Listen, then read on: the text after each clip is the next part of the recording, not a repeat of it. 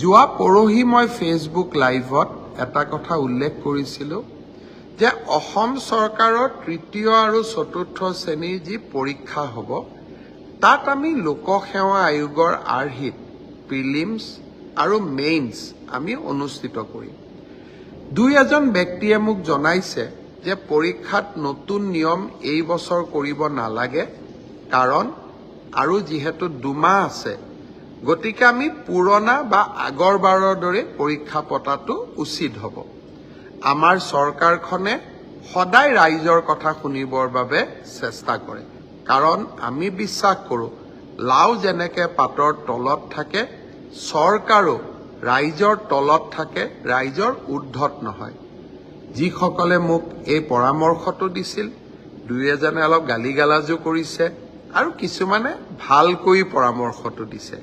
গালি গালাজ কৰা সকলকো মোৰ মৰম জনাইছোঁ আৰু ভালকৈ কোৱা সকলকো মোৰ সন্মান জনাইছোঁ। আপোনালোকৰ পৰামৰ্শ অহা 2-3 দিনত আমি বিবেচনা কৰিম আৰু যিহেতু পৰামৰ্শটোত মেৰিট আছে যে হয় 2 মাহ থাকোঁতে পৰীক্ষাৰ পেটাৰ্ণ এটা সলনি কৰিব নালাগে, বিষয়টো আমি ডেফিনেটলি আমি বিবেচনা কৰি অহা 2-3 দিনতে আপোনালোকক ইয়াৰ সিদ্ধান্তৰ বিষয়ে মই অৱগত কৰিম। আজি দিনটোত ছাত্ৰ ছাত্ৰীসকলৰ কল্যাণৰ কাৰণে আমি আৰু 2খন মিটিং কৰিছিলোঁ। আমি প্ৰত্যেক বছৰে আনন্দৰাম বৰুৱা বঁটা দিওঁ উচ্চ মাধ্যমিক পৰীক্ষাত ভাল ৰিজাল্ট কৰা ষ্টুডেণ্টসকলক, আৰু হায়াৰ ছেকেণ্ডাৰী ছোৱালীসকলক ফাৰ্ষ্ট ডিভিজন পালে আৰু ষ্টাৰ পালে ল'ৰাসকলক আমি স্কুটি দিওঁ। এই 2খন আঁচনিৰ সুবিধা আমি যাতে 30 নৱেম্বৰৰ আগতে ছাত্ৰ ছাত্ৰীসকলক দিব পাৰোঁ, তাৰ বাবে আজি আমি আৰু 2খন মিটিং কৰিছিলোঁ। মই ভাবোঁ যে 30 নৱেম্বৰৰ আগতে আমি 2খন আঁচনিৰ সুবিধা ছাত্ৰ ছাত্ৰীসকলক দিব পাৰিম।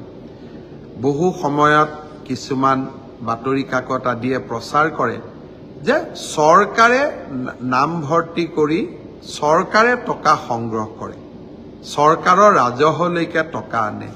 কিন্তু আজি আমি বিনামূলীয়া নামভৰ্তিৰ টকা মহাবিদ্যালয়সমূহক উভতাই দি আমি আকৌ এবাৰ প্ৰমাণ কৰিলোঁ যে আমাৰ চৰকাৰে কলেজৰ পৰা টকা অনাৰ কথাটো বাদেই আমি ওলোটাই কলেজক বিনামূলীয়া নামভৰ্তিকৰণৰ বিপৰীতে আমি টকা দিওঁহে। অসমৰ ছাত্ৰ ছাত্ৰীসকলৰ প্ৰতি ই আমাৰ দায়বদ্ধতা।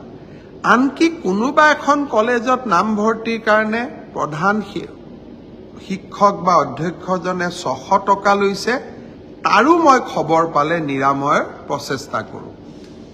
তাৰোপৰি ছাত্ৰ ছাত্ৰীসকলক বিনামূলীয়া চাইকেল, বিনামূলীয়া নামভৰ্তি, স্কুটি, এইবাৰৰ পৰা নিযুত মইনা আঁচনি, চৰকাৰী বা প্ৰাদেশিকৃত মহাবিদ্যালয় বা বিশ্ববিদ্যালয়ত থকা ছাত্ৰ ছাত্ৰীসকলক হোষ্টেল মেছ ডিউজ ৰেহাই, আমি বহুতবিলাক ছাত্ৰ ছাত্ৰীৰ কল্যাণৰ কাৰণে কাম কৰোঁ।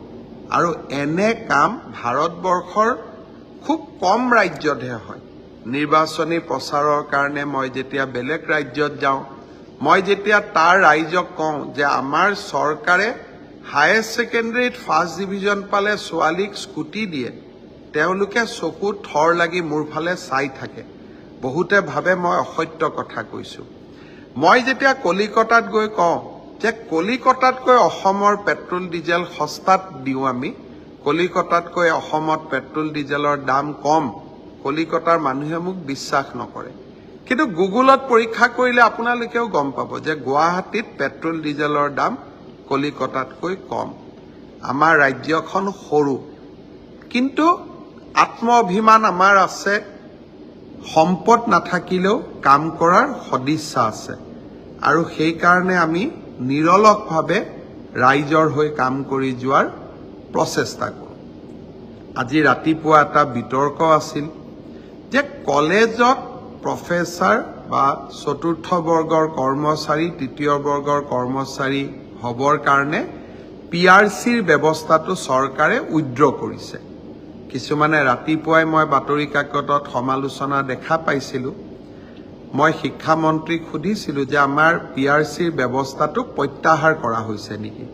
শিক্ষামন্ত্ৰীয়ে মোক কৈছিল যে গুৱাহাটী উচ্চ ন্যায়ালয়ে PRCৰ ব্যৱস্থাটো আইনী ব্যৱস্থা বুলি নামানে কাৰণে এই ব্যৱস্থাটো প্ৰত্যাহাৰ কৰিছিলোঁ।